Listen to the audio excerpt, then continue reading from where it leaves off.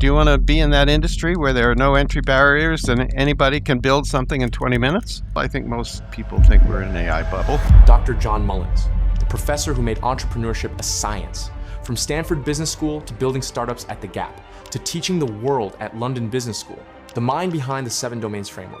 Do you think we're doing the dot-com boom again? That doesn't mean that all of those businesses are going to go nowhere. How do you do cash first when you have to hire 500 very expensive engineers? It's a very tough business model. Yep. Is it time for the 2026 revised edition for AI? The answer is, Business owners, quick question. Are you still trying to scale by selling harder? Most of the founders I speak to hit a wall, a glass ceiling where they get to a certain amount of revenue and organic growth just doesn't work anymore. My name's Jeremy Harbour. I've completed over 200 acquisitions. I've advised on 300 plus deals, and I've taken over 100 companies public across 12 different countries. And here's what I've learned. You don't need to run the marathon. You can just run the last 10 yards and you still get a trophy. Realistically, you could walk into almost any business off the street and structure a no money down deal. Inside the Harbour Club, you're going to get 16 proven no money down strategies, a quarterly 3-day workshop in the UK or the US, and annual members only networking events that you can come along to. And you get access to our complete document library with all the deal templates, guides, direct advice, and joint venture opportunities that exist. If you're serious about breaking through your growth ceiling and you want to learn how entrepreneurs really scale their businesses, there's an application link below. Click to speak to my team and we'll check if you're a good fit for the community. Hey, welcome everyone to the Deal Junkie podcast. I'm wearing glasses this week because I had a bit of an eye infection last week. So these actually aren't glasses. They're to reduce the glare because they're a little bit sore this week. My mother did say if I carried on, I'd go blind.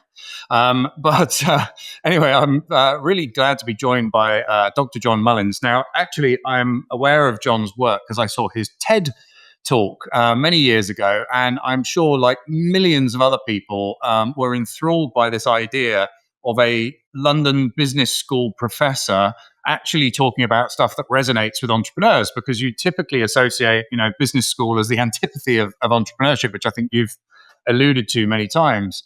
So I'd love to get into that journey, because just while we were chatting off air before this, we talked about this fascinating journey where you kind of went from university to corporate life to entrepreneurship and then back to university again at the end. Do you want to give that potted history for everybody else's benefit? That'd be great. Yeah, I did, Jeremy. So after business school at Stanford, I joined a supermarket business in Chicago, spent, I think, about 7 years there, and had a cocktail with a classmate of mine, a B school classmate of mine who had gone from Dayton Hudson, another retailer, runs Target. Jack was at Target. He had joined his little company in California as the senior operating guy, and that little company was called The Gap. And it was a great time to join Gap. There was a foot race on to get the best shopping mall locations, and it matters where you put your store in a shopping mall. So Jack said, we need more people who know something about retail. Maybe, John, you should leave Chicago, come out west and join Gap. So I did, and I spent a bunch of years there, learned how to be an entrepreneur there, because Gap was a really highly entrepreneurial company. Did 2 startups. One of those failed. I learned a lot from that one. And, I got to my mid-40s and I'd been in retailing 20 years. And retailing is a brutal industry. And I said, maybe I should do something else when I grow up. What else should I do? And I did sort of the career counseling stuff maybe you do, when you're at that kind of fork in the road. And I decided I wanted to be a B school professor and teach entrepreneurship. And back in those days, entrepreneurship was a dirty word in business schools. I was told nobody will hire you if you get your PhD in entrepreneurship. So I got it in marketing. But of course, the world changed and entrepreneurship became the engine, the widely acknowledged engine that drives economies around the world. All the job creation these days is driven by entrepreneurs running fast-growing companies. So my timing was pretty good. And, business schools these days are hotbeds of entrepreneurship, at least the top ones are. And so it's been a fantastic ride. And London Business School has churned out very large numbers of entrepreneurial businesses, some of them lifestyle businesses, some of them unicorns, and lots of them in between. So I've had a ringside seat, really, to watch this phenomenon grow over the last 20-some years. been great. Yeah, yeah. I mean, everyone's got one of those Gap hoodies somewhere buried in a box in the Exactly. Yeah. loft. Yeah, it was ubiquitous at one point, wasn't Yep. it? Yep. But it's fascinating you say that, because I mean, I grew up in an era, in the UK. I mean, I know you spent a lot of time in London, obviously, with London Business School, and you've talked about your kind of passion for the city. But growing up as a young entrepreneur in London, it was a rare thing. We had Richard Branson, and we had a lady called Anita Roddick who created the Body Exactly. Shop, who's Yep. sadly no longer with us. But yeah, they were basically the kind of entrepreneurial beacons growing up, and there really wasn't anyone else. They were the role models in the UK. When I came to the UK in 2000, entrepreneurship was a dirty word. Mm, No parent wanted their kid to say, "Oh, I'm going to go off and be an entrepreneur, run my own business." That just wasn't in the cards. But I think there were a couple of things that changed. Anita was one, Richard was two, and then the mm, other one I think was a TV show called Dragon's Den. yeah, And people watched that, and they saw these people pitching these goofball ideas, some of which turned out to be not so goofball, right? yeah, And great entertainment, and it made it real. And so it's changed in the UK now.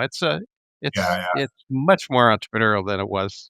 Yeah, I mean, Napoleon famously described the British as a nation of shopkeepers, thinking it was an insult. Whereas, in fact, I mean, Margaret Thatcher was the son of a shopkeeper. So actually, as an entrepreneur, I saw that as a compliment. But yeah, it is a very entrepreneurial country. I mean, always they've always excelled at innovation, but have been terrible at implementation.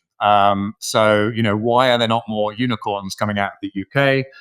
When the innovation is second to none. I mean, if you look at that golden triangle, Cambridge, Oxford, London, Ideas there. There's money there. There are people there.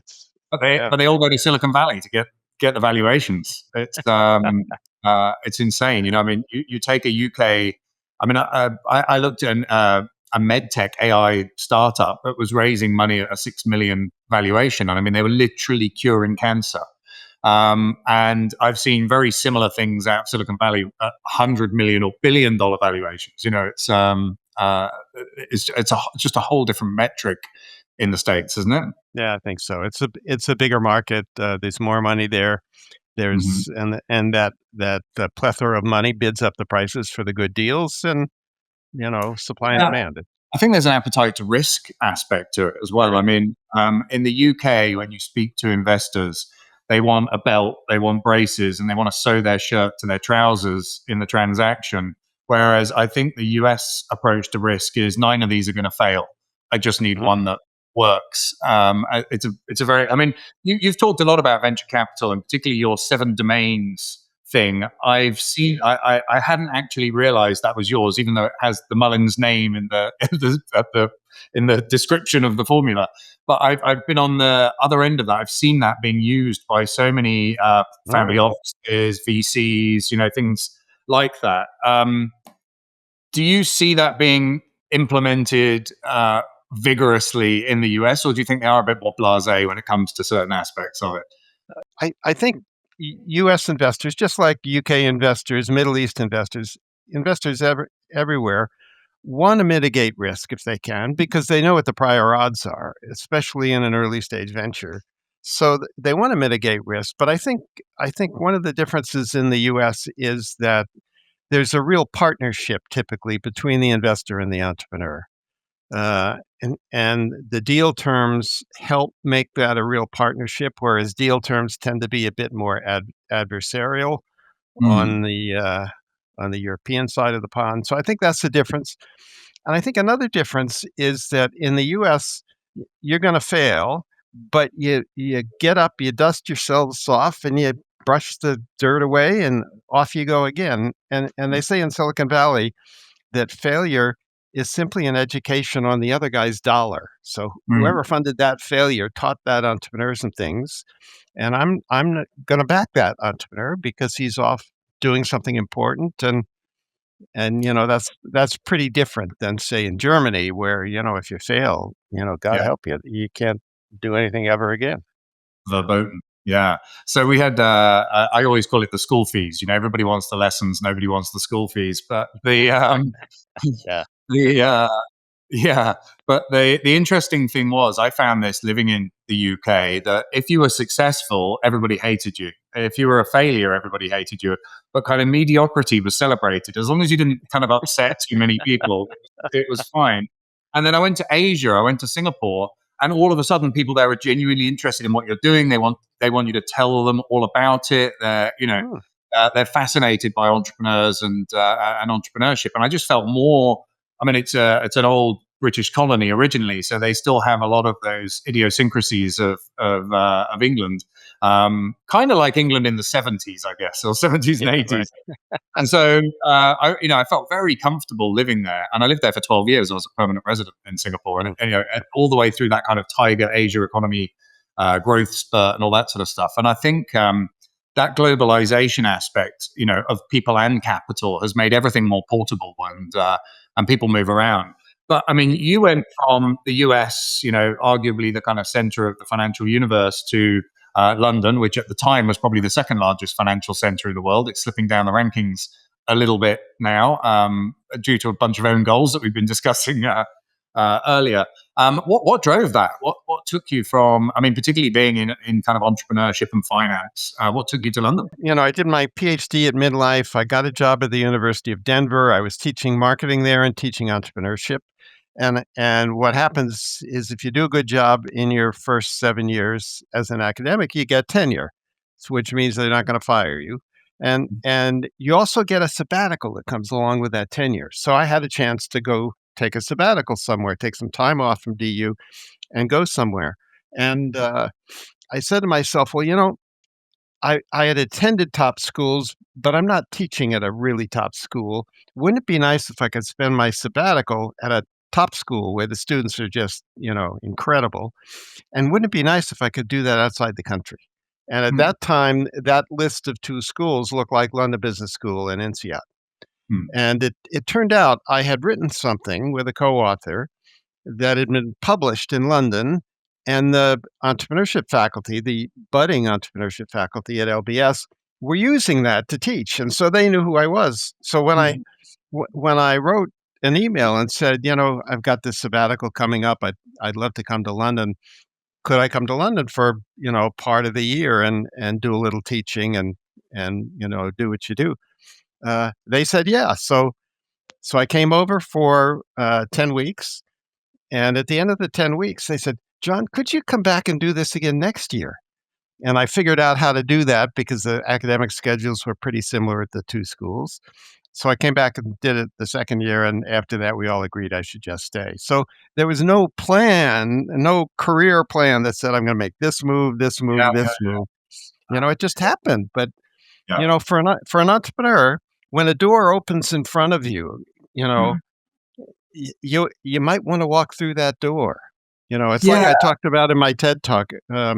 These mindsets of entrepreneurship of Mm. entrepreneurs that makes them fundamentally different than big business people. Entrepreneurs say, "Yes, we can." Did I know if I could be a good enough teacher at London Business School to teach the caliber of students that are there? I didn't really know that, but I said, "Yeah, I think I could do that," and it turns out I Yeah. can. Fair enough. Well, I used to have a house in Spain, and I love the Spanish expression "sí a todo," "sí a todo," yes to everything. Yeah. They use it more as a dismissive term. I use it as a positive kind of like positive affirmation. But yeah, this idea of saying yes to things and just seeing where it goes, and seeing what happens. Because I think these opportunities kind of put themselves in front of you, and I see this with deals all the time, that people are having conversations with people that could well be deals, but because they're not really listening, they're not seeing the deals. They're not seeing what's right in front of them. And I've been in situations where you're next to someone having the same conversation, and you take away two completely different ideas from that same conversation. You think the conversation was about X, and they think the conversation was about Y, because we're all filtering it through our own set of standards or whatever in our brain, and it's amazing. So to come back to your the TED talk, because what fascinated me, I knew you from your TED talk, and I knew the yes we can, solving problems, getting the cash in first and everything. And then I saw your seven domains, and when I read the seven domains, I go, this is the business school job. So this is entrepreneurial. This is business for John. Is that fair, or do you think that because the interesting nuance I noticed is you use Tesla as an example for both camps, and it does fit Mhm, both mhm, camps, mhm, but it's mhm. unusual in fitting both camps because actually a lot of other things don't. Yeah, yeah. Well, the juxtaposition you're talking about, Jeremy, is interesting because the 7 domains came first. So Right. I did the research that became the 7 domains model when I was at London Business School on that sabbatical all those years ago. And I did it because we were coming out of the 98, 99, 2000 dot-com boom and then bust, right? Yeah. And I was in 2000 at that time. And all of these businesses that were just loony, Yeah. had no substance whatsoever. And business school students were joining that party, right? And I said, there needs to be a way to look with some discipline at an idea for a new venture and figure out if it's worth your time and money to pursue that particular venture. And there was nothing in the literature because entrepreneurship had been off the radar, never been on the radar in business school circles. And so I said, maybe I can do that research. So I did, and that has become a fundamental framework Mm. that investors, M&A guys, and entrepreneurs use to ask this very fundamental idea: why will or won't this idea work? Yeah. And Now they, you want to ask that question. mm. You can't get a perfect answer, right? But you Is can it get a pretty good sense. is it time for the 2026 revised edition for AI? Well, people ask me all the time, "Well, John, you came up with that framework, a long time ago. Have you changed it?" And the Mm. answer is no. It's timeless. I mean, fundamentally, you want to know if the market is an attractive market, right? We all want to know that. Okay. We also want to know, which people often forget, is the industry in which I'm going to compete an industry where I actually want to play. Some markets are wonderful, but the industry in which you're going to compete to attack that market, maybe that's awful.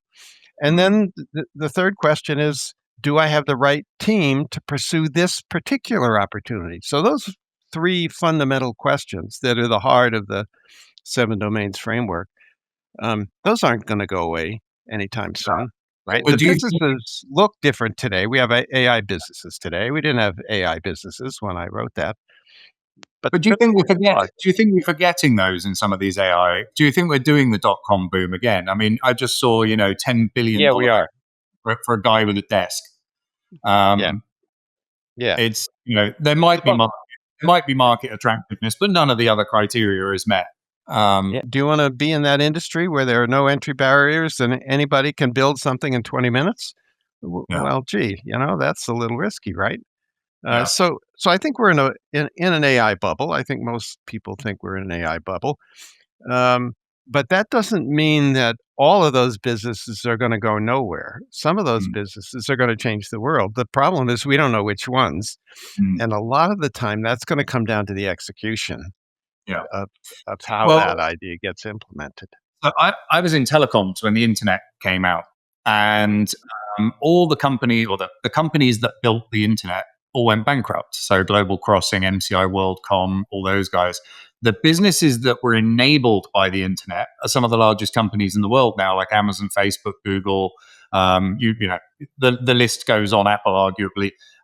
So it's interesting that it wasn't the internet companies; it was the ones that used the internet to scale. And I wonder if AI is going to go down a similar path, which is everyone's focused on the AI companies, but the company that nails implementing AI is the one that's going to, be the next Amazon that you just don't see coming. Yeah, and it's not clear where how that's going to happen. I mean, the research that I'm seeing about the impact that AI is having in companies is not showing a lot of real impact, at least in big companies. Now, entrepreneurs, many of them are using AI to be radically more efficient and much faster doing what they want to do. And so I think entrepreneurs are going to drive it. And I think some of them are going to find it's kind of like in the California gold rush. The people who made the money were the people selling denim jeans and picks and shovels. It wasn't Yeah. the gold miners, right? Levi Yeah. Strauss, they came out of the gold rush. So I think we're going to see that here, but I think it's a little early to see exactly what that looks like in a service business like this one, Mhm. right? We don't know. Yeah. No, so well, not investing heavily, but we're buying companies in the data center space, but the shovels. So energy management companies, energy companies, all these kind of things. I'm just amazed how many of these data centers they're building where there's no grid connection. They've designed them all based on green energy, but can't possibly, I mean, unless they pave Yeah. the city with solar panels, it won't work. So they're all now retrofitting these gas turbine generators and things to try and generate the electricity that's needed to actually run the thing. Having raised the money, They do it's, need some power. Yeah. yeah, 10 times more than a cloud data center. So they're hungry. So basically that, yeah, I think the AI space is super interesting. I mean, I dabbled with trying to make myself more efficient, and it just felt like I was working for a robot because instead of it actually doing the tasks, it gives you tasks, and you think, hang on a second, I give me tasks. What telling me what I should do next? So that really is like slavery to the machine, but there are some But really we all have to learn to use that machine, Jeremy, because it's a new set of tools we didn't have before. And if institutions like London Business School, or I have two grandsons about to go off to university in the US, if they don't learn how to use those AI tools and become best in class at applying them effectively, use it where it can make a difference, but not use it where it's a waste of time, yeah. we're No, going to all have to get there. Yeah, I watched two doom and gloom interviews about AI and how it's going to, we're going to need universal basic income because everybody's jobs are going to be gone and the whole world's going to end, the rest of it. But both the interviews were, one was by one of the senior guys at Google and one was somebody else from Silicon Valley. And I just thought, yeah, actually, if you're in programming in Silicon Valley, that's probably how the landscape looks because your days are numbered, right? It's coding and product development. I mean, that is going to be decimated. But that same weekend that I was watching those podcasts, I was traveling on a bit of a roadshow, visiting businesses, doing some presentations, doing some travel. And so I just took a conscious effort to look at everything I did over that 3 days and which of those things could be replaced by AI. And there was nothing. The airport experience is not going to be vastly different. The airplane experience is not going to be vastly different. The planes already land themselves, but no one's going to get on one without a pilot sitting in it. The hotel experience is probably not going to be enhanced dramatically by AI. And then the businesses that I was visiting, you could see elements of where efficiency could be improved or, certain functions could possibly be replaced. But on a wholesale basis, there was no way that AI could do the things that these businesses were doing. So, it was strange having this kind of doom and gloom because whenever you watch something like that, you kind of take it on board as fact and then test it, and you take it on board as fact. And when you test it, it doesn't meet any test around you at that time. I mean, you're in Denver, Colorado. So, I'm sure there's tons of beautiful businesses around you, particularly around the ski industry, around the entertainment industry, food and beverage industry. It'll be very hard to automate away. Yeah, exactly. Yeah. The economy is not going away, but some jobs will go away. That happened with the printing press with Gutenberg, and that happened again time after time after time. It happened in the Industrial Revolution. It's going to happen again, but we don't know how it's going to pan out. Quick break to tell you about my free 21-day email course on acquisition entrepreneurship. If you've ever wondered how people buy businesses without massive amounts of capital, this might be just the thing you've been looking for. Amongst other things, you're going to learn how to find 6- and 7-figure off-market opportunities, how to build rapport with motivated sellers, how to put together no money down deal structures, how to use insolvency law and do distressed acquisitions, how to do financial engineering, cash flow strategies, and handling inquiries that turn leads into closed deals. Most importantly, how you manage risk and protect yourself in these situations. I've completed over 200 acquisitions personally using these exact methods that I'm now sharing with you. It's completely free, and the link's below. You'll get 1 lesson per day for 21 days. If you're serious about learning M&A, start there. And I think a lot of the AI businesses that are attracting the money, which are the kind of the developer based stuff, where they're really building these big, large language models and doing all that kind of stuff, they really break all of your rules in terms of your TED talk. The cash first. How do you do cash first when you have to hire, 500 very expensive engineers before you can get any revenue from anyone? It's a tough business model, huh? It's a very tough business model. Yep. But, there's a lot of capital flowing into it. There's a lot of excitement around it. Yeah. And we'll see. Yeah, absolutely. So, I was also really interested with things like on the Yes We Can thing. I completely agree with you. We see, and this, by the way, is from the TED Talk for anyone who's not seen. I highly recommend you watch it. By the way, if you haven't watched it, you're one of the 4 people on the planet who hasn't yet. I think it's like 4.5 million views or something. Yeah, Yeah. It's crazy, and it happened because I wrote this book, Break the Rules, that came first. And the interesting thing is, I'm not selling all that many copies of Break the Rules because people watch the TED Talk, 17 minutes, and they go, "I'm done. Okay, I got it." Who would have known? Presumably that opened a ton of doors for you. Of course. Yeah. And did you get recognized when you go places, or? No, because those things aren't so much visual. Yeah, so It's a business geek. yeah, It's a business geek thing, isn't it? I guess. yeah, So I think so. yeah. But what's interesting is, obviously, there are these examples. You mentioned the Brazilian entrepreneur. I forget the name Arnold now. Correa, wonderful guy, amazing guy. Who Yeah. somebody says, "Hey, can you do this?" They say yes. I've done this a number of times in my career and gone down some rabbit holes. And at the end of those rabbit holes, I only found like rabbit poo. Not Well, that could happen. not the gold at the end at the end of the tunnel. But also, the best things that have happened to me have happened because I've said yes to something and then gone and explored whether or not I could actually fulfill it.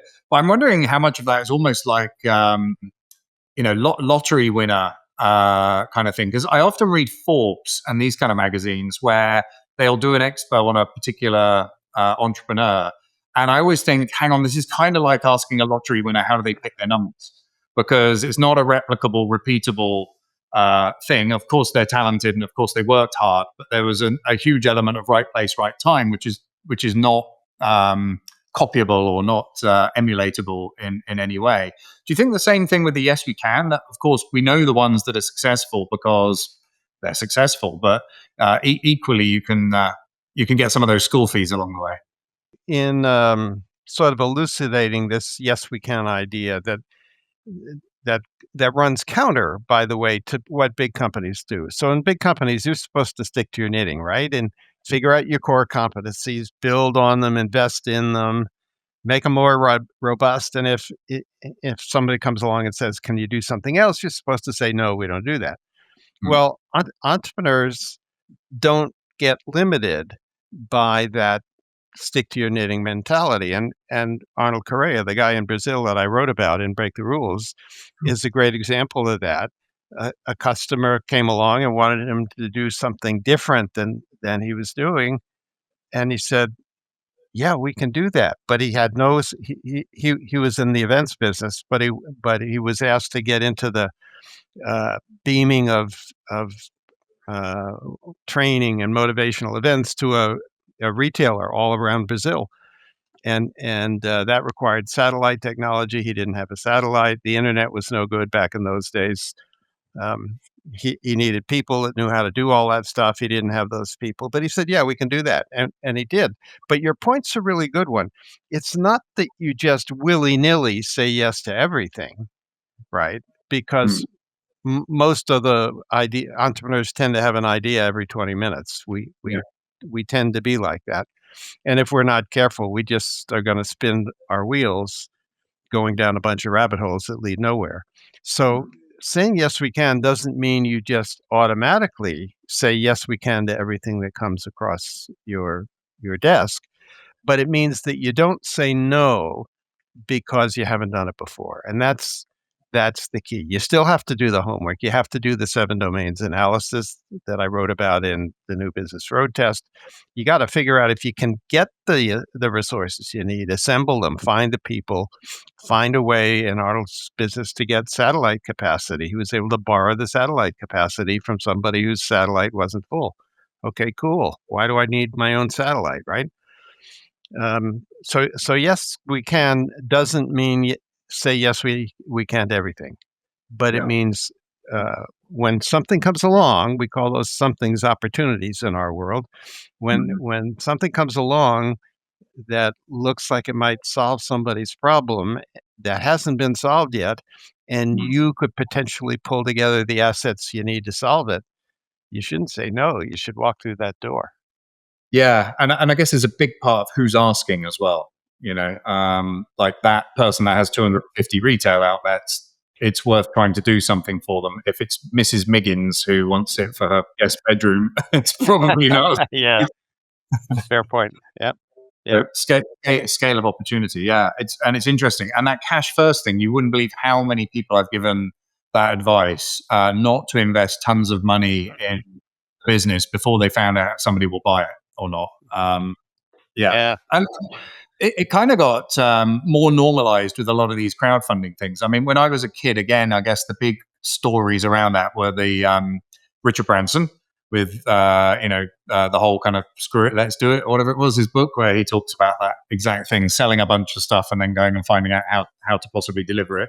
I did the same thing with a business selling amusement machines where I sold 7 of them and I only had one, and then I had to go find the other 6. And when I was in Singapore, we had Tony Fernandez, who created AirAsia. And the way he created AirAsia is he ran a billboard. It'd be totally illegal in the US and Europe, by the way. But he ran a billboard campaign saying Singapore to Kuala Lumpur, $29. Got enough people to pay $29 that he could put the deposit on the plane. So, which would break all the aviation rules anywhere else. But it's fundamentally the same idea, which is you kind of run a promotion to get the funding, and then we had all these crowdfunding things that kind of popped up, Exactly. and Yep.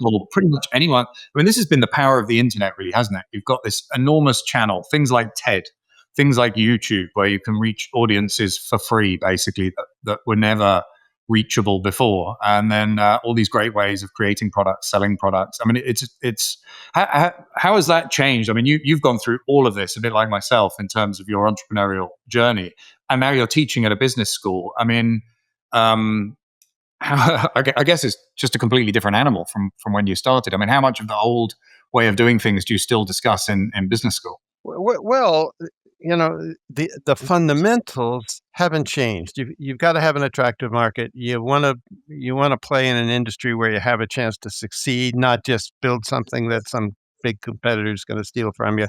You want to have the right team. You've got to have a business model that works. All those things are fundamental, and they haven't changed, and they won't change.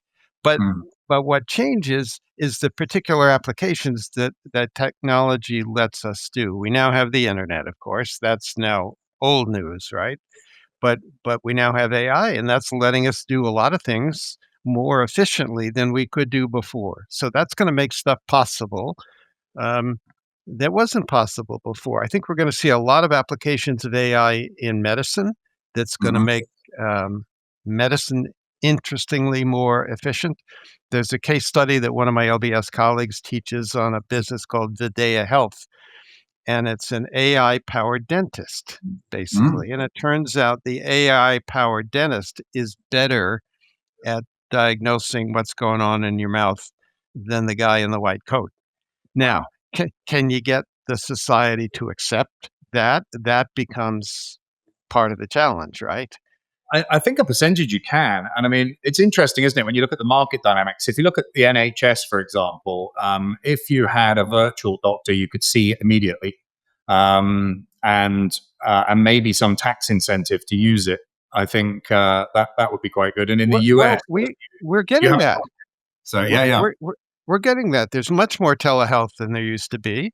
And some kinds of health issues, you don't need to be, this far away from your patient. Hmm. and you can figure it out. Mental health is one of those. So some of the mental health apps in the US and elsewhere are doing very well. If a person needs another person to talk to, and if it's a young person that's grown up digitally native, right, where they're accustomed to dealing Well, with that's the people mental health problem. digitally, not the way you and I do, right? uh, then that stuff becomes viable. So all those things are new, but they're new in the context of these fundamental truths that are Mm. timeless. So there's no new truths. Yeah, I think that's a good way to look at it. And I mean, you've gone, like I say, from university, corporate life, entrepreneurship, and then back to university. I mean, were there things from corporate life that you found just didn't work in startups? Did you see a big shift from that? I mean, you've talked about the difference in attitude, the mindset difference, Mhm. but just in terms of application and the way things are done, did you see a big change going from one to the other? Um, I didn't see a big change because Gap, where I worked before I became an entrepreneur, was a highly entrepreneurial place. Don Mm, Fisher, the founder of the Gap, reserved the right to talk to anybody in the business anytime about any detail of what's going on. So Don would go visit a warehouse. I remember walking a warehouse with him one day, and he was asking the warehouse manager, "Well, what does it cost you to get a box of Levi jeans from here to there?" And that level of detail that Don would ask people about mm, got everybody in the business thinking about, the economics of what we were doing. And part of why Gap was so successful in its early days was that it solved problems that customers had better than anybody else. If you went mm. into a Gap store and you wanted a pair of jeans, you would find your size. You Nowhere else was that the case. And so if you want to buy Levi's, and you go to Gap because they're going to have what you want. Um, so Yeah, no, But that's not retail. fundamentally different. That's not True. was Yeah. that was not fundamentally different for me, to your question, Mm, because Gap was so highly entrepreneurial. I yeah. think in today's environment, I wrote Break the Rules because there are these 6 mindsets that are fundamentally different that Mm, entrepreneurs have than successful people in big companies. yeah. Yes, we can. Problem first logic, not product first logic. Think Yeah. narrow about target markets. Don't think, I got to get 1% of every kid in China to drink a Coke and then I'll have a business. No, Yeah. think narrow. These six mindsets are different. Yeah. Yeah, no, that's a really good point. Just back on the retail thing, it's interesting. I heard this expression years ago. Retail is detail, and Indeed it is. it was a reference to the BHS guy who famously saved like £2 million a week on changing the coat hanger supplier and thing. And he's the owner of the company, but going in and focusing on these tiny things. Mhm. That's what And Don Fisher did. I recently met the Arnault family, obviously of Mhm. LVMH fame. I went to the launch party there, New Fifth Avenue, Tiffany, and there they were saying how Bernard himself goes around the stores and he will change the cover on a chair or the way a light hangs or a piece of art that's the wrong color for that wall. I mean, it's literally, he walks into the store, he'll change 5 or 6 things and then disappear again. And Interesting. and it reminds me of that ultra detail mindset. It's Yeah. yeah, amazing. But so interestingly, then the transition going from an entrepreneurial corporate to real entrepreneurship was not a big shock. What about going into academia from entrepreneurship? I mean, when you went into academia, I mean, do you still dabble? Do you still participate? I mean, it's hard to Yeah, switch off on of entrepreneurship, of isn't it? course of course I do. So Yeah. at London Business School, one of the courses we have, it isn't very much like a traditional academic course. It's called Entrepreneurship Summer School. Um, and what it is, so at LBS, we have a 2-year MBA. So typically, an MBA student in the middle summer says, "I'm going to get an internship with McKinsey or Goldman Sachs or whatever," and hopefully that leads to a job. But lots of people today are coming to business schools, at least top business schools like London Business School, with the explicit goal starting a business. They're going to find an idea. They're going to find a techie co-founder, maybe if it's going to be a tech-enabled business. They're going to find some money. And so we put a course together called Entrepreneurship Summer School that lets students spend the summer vetting these ideas they come up with in year one. Well, a couple really interesting things happened. So they have to tell us the idea at the beginning of, in the spring before the summer starts that they're going to examine. And the idea is by the end of the summer, you will have done a feasibility study that says, yeah, I'm going to go pursue this. I've now got some evidence that this idea is actually good, using my 7 domains framework. Or I, I got the data and thank God I did that, because no, I don't want to touch this thing with a 10-foot pole because I've found the flaws. Well, that course has spawned, I think, now more than 1,000 startups, of which 85% are still in business. Wow. Staggering figure. They're not all unicorns, of course. Some are small, Yeah. some are big. But the coolest stat is that 2/3 of the businesses that those summer school grads started were not the idea with which they started summer school. So they did the homework. They said, "Nah, we're not going to do this." But I've learned that I want to be an entrepreneur. I love this. I love the challenge. I love the what's involved in creating something new, and so they do something different, Mhm. and it works out. So business schools are a great place to do that today, and lots of Yeah. students do it. Yeah. No, it's fascinating. Nearly every great success story is a pivot. It's not what it started out to be. And Yeah. it's, you just Almost always. yeah, Almost you always. find out what works when the rubber meets the road. And You either belligerently proceed down the wrong road or you go, hang on a minute, you're asking me for this.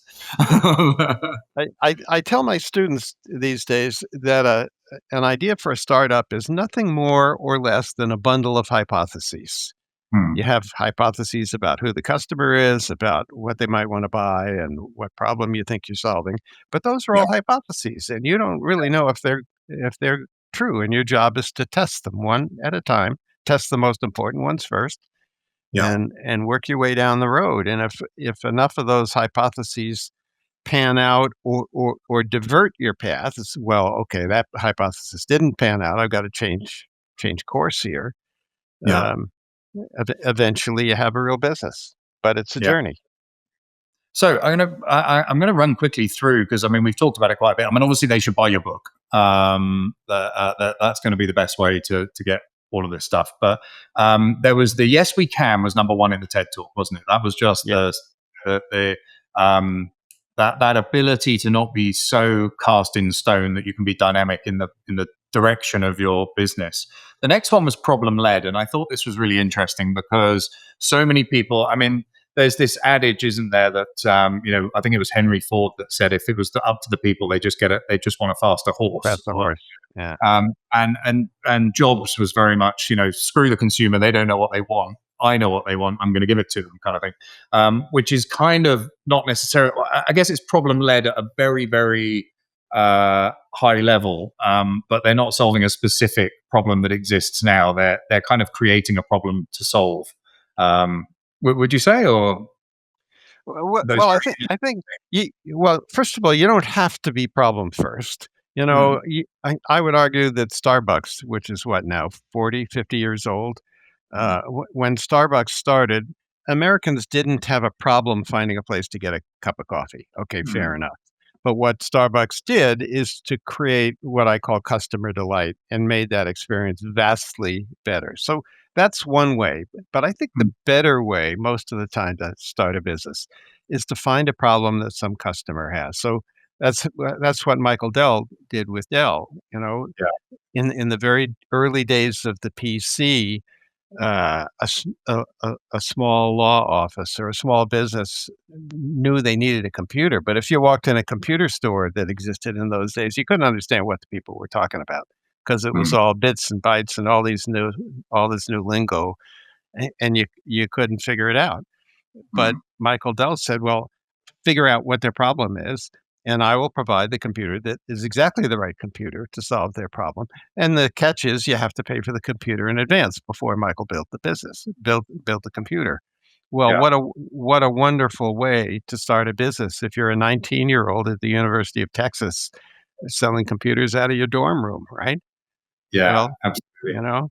but the problem came first. It wasn't the product first, it was the problem first. Yeah, yeah, and I think actually the problem, from my perception of Starbucks, was that it gave you consistency of coffee, because there were so many different types of coffee shop, and you just didn't know if you were going to get a decent coffee or a crappy coffee when you went to it. Whereas Starbucks is something in the middle, isn't it? It's but back then I guess it was considered like a premium product, and It was, to say yeah.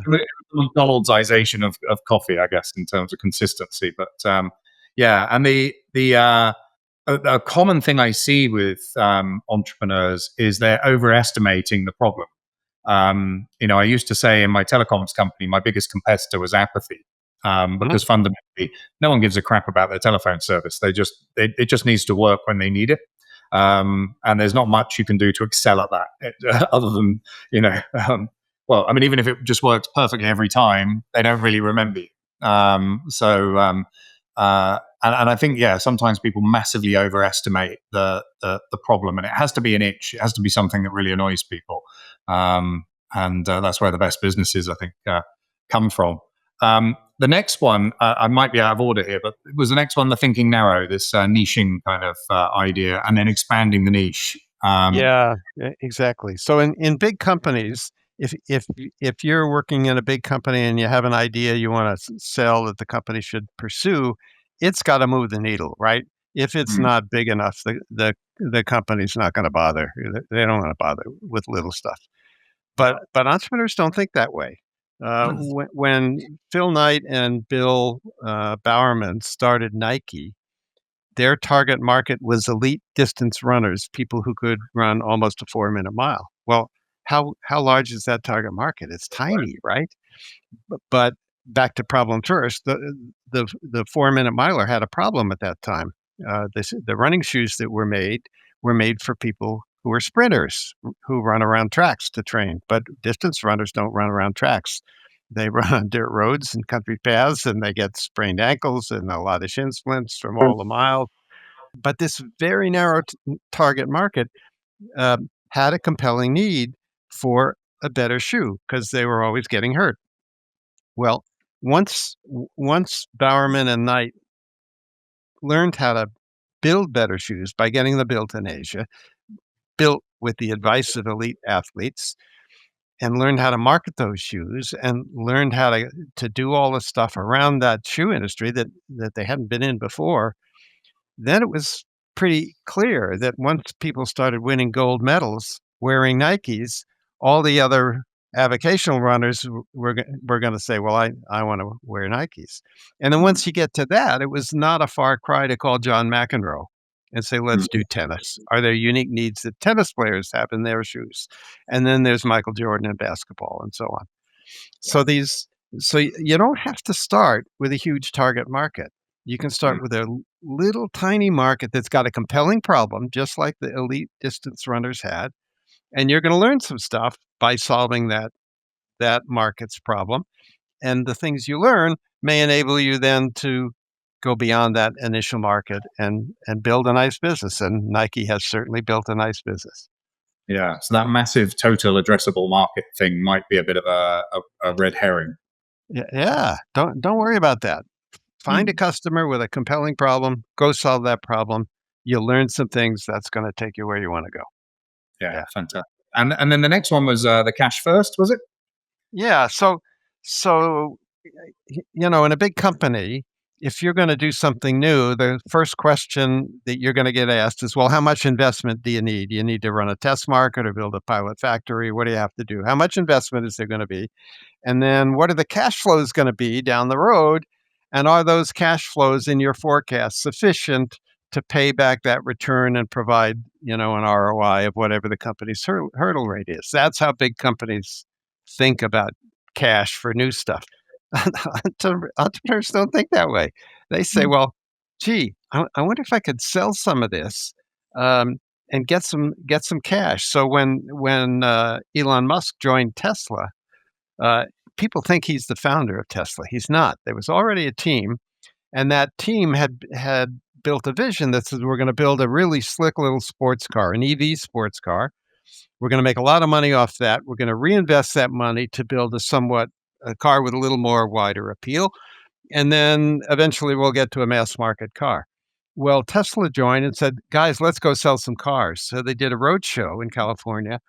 And in 3 weeks, they sold 100 Tesla Roadsters, cash on the barrel head tonight for 100,000 each. We'll do the math, Jeremy. 10 million. 10 million bucks, with which you can now start building cars, right? Yeah. And that people think Tesla is a venture capital funded business. It's not. Yes, it did get some VC in the early days, most of it from Musk himself. But the real genius of Elon Musk is getting the customer to pay for the car before they build the car. And when they finally got to the mass market car years later, the Model 3, 500,000 customers put down $1,000. Well, how much money is that? That's $500 million with which you can now build the tooling, hire the engineers, and roll it off. So entrepreneurs don't think about investment and return. They think about, gee, can I start this with the customer's money? And by the way, if the customer gives you money before you built the product, that's really powerful validation that your hypothesis about what might sell is actually on target. Yeah, so it's interesting. A lot of my audience are acquisition entrepreneurs, so they're people that buy businesses. And of course, one of the great things about buying a business is they have product market fit, they have revenue, they have these aspects which are hugely frustrating. But of course, a lot of them have reached a plateau. A lot of small businesses get to a certain size, very hard to break beyond it. And actually going back to some of these fundamentals can be a great way of reinventing the business and taking it to the next level and taking it forward, or breaking through those ceilings, that invariably turn up.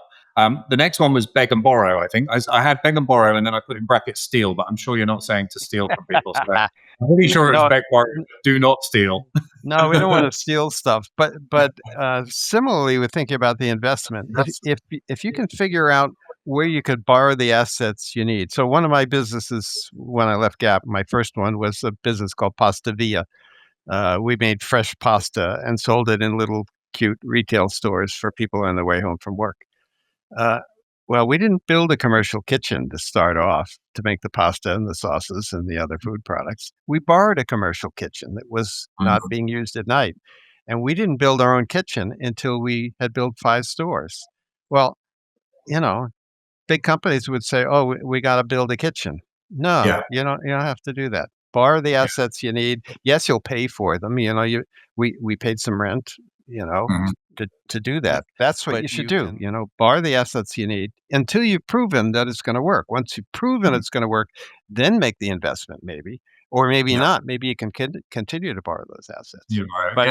But it kind of comes.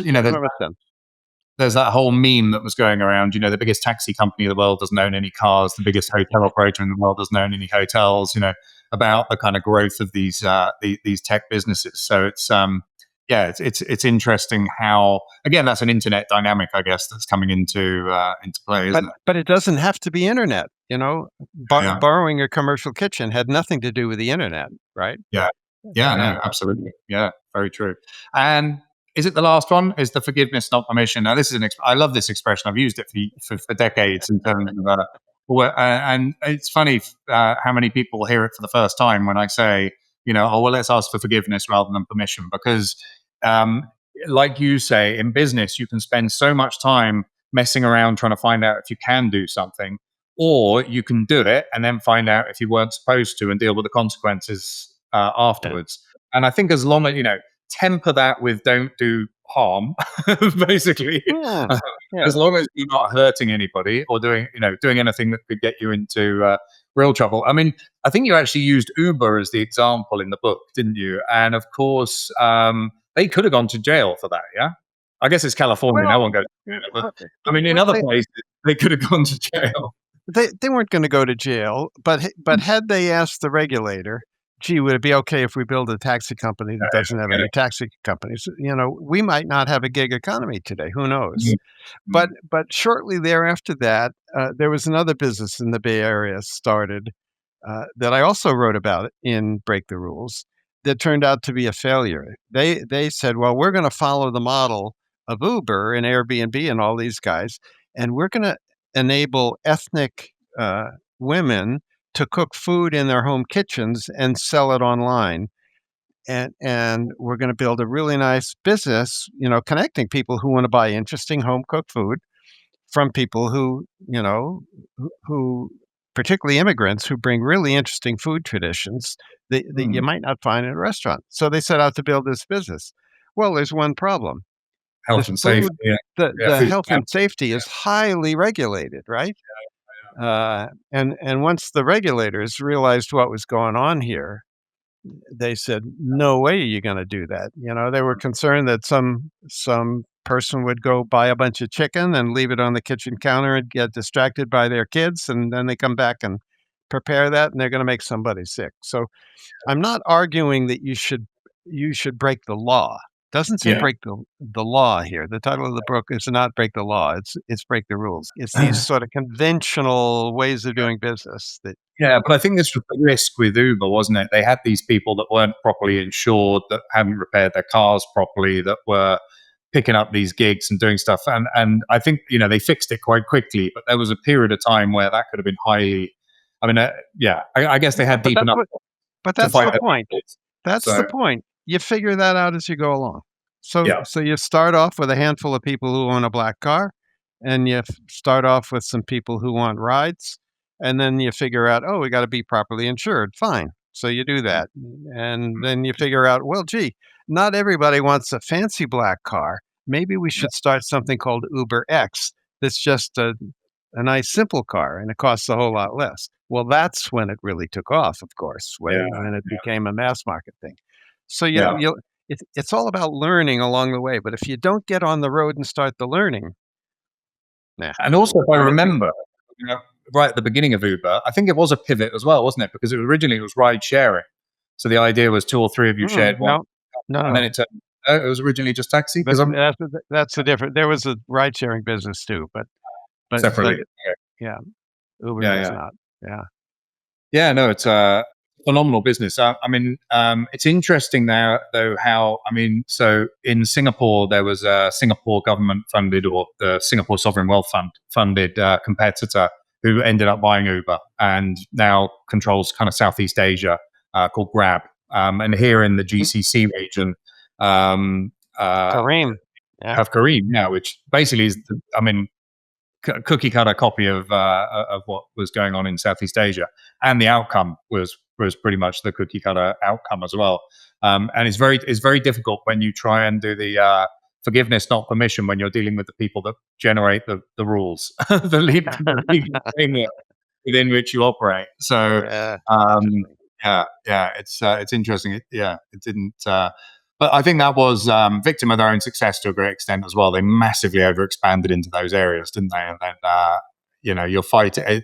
It's one thing to be fighting a couple of regulators, but when you're doing nothing but fight regulators day in day out in weird and wonderful places around the world, it must be a hellish business to run. I mean, exciting, but yeah, pretty Yeah. stressful.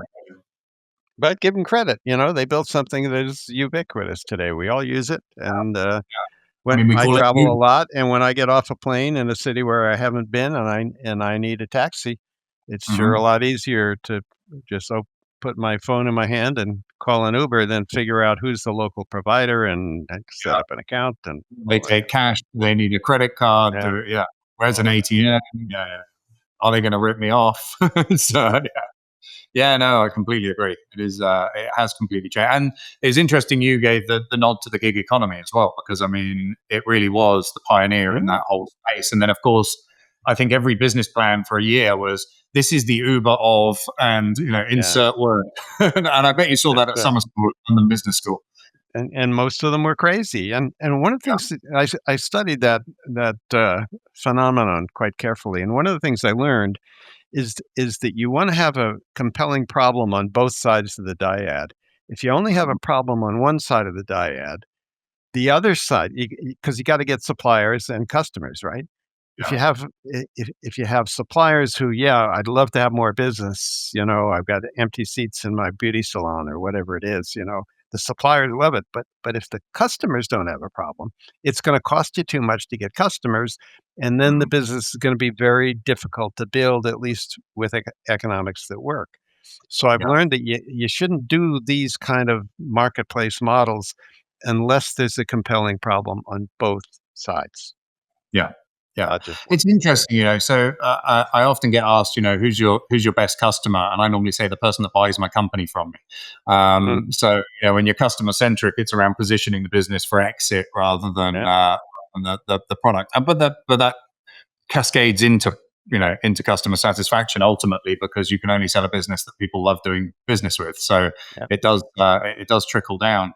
But it's really interesting, I think, how you can apply both your models, the seven domains and TED Talk kind of the book stuff. How you can apply that to acquisition entrepreneurship, I think it fits into deal making so nicely. It's just the Hand in perception glove. of who the customer is, who the buyer is, who the seller is. It just changes slightly from that. Look, I'm not going to take up any more of your morning. I know you've got a lovely day ahead of you in Colorado. Hopefully, you're going to get out in the fresh air, fresh mountain air there. But if people want to who can't afford to come to London Business School, but if people want to follow more of Dr. John Mullins and find out what you're all about, I mean, first of all, they should buy the books. And I mean, do you recommend people do seven domains and the six steps? Yeah, and there's one more, and maybe the most important in your line of work. This one, the customer funded business, is all about. We talked a little bit about asking for the cash and ride the float. The customer Mm, funded business is about the 5 different ways to do that, and so if people want to find my stuff, it's all online. There's the TED Talk. There's a website for all the books. There's my personal website. I'm pretty easy to find, and I yeah, love to get absolutely. around the world and help people build great businesses because Yeah, fantastic. And I hope to meet you in London sometime, yeah, because I do wouldn't get that there occasionally. wouldn't that be nice, Jeremy? Yeah, Thank you yeah. for So having me today. This has been really fun. cool. Well, thank you very much for joining us. And yeah, please, people, just Google Dr. John Mullins. The first thing that comes up, I think, will be the TED Talk. I haven't looked for a while, but yeah, I think if you type the name, and the first thing will be that TED Talk. So that's a great place just to dive in and start and put a bit more meat on the bone from what we've been discussing today. So yeah, thanks so much for coming along, and very much look forward to catching up sometime in person. Thank you. Sounds great, Jeremy. Take care.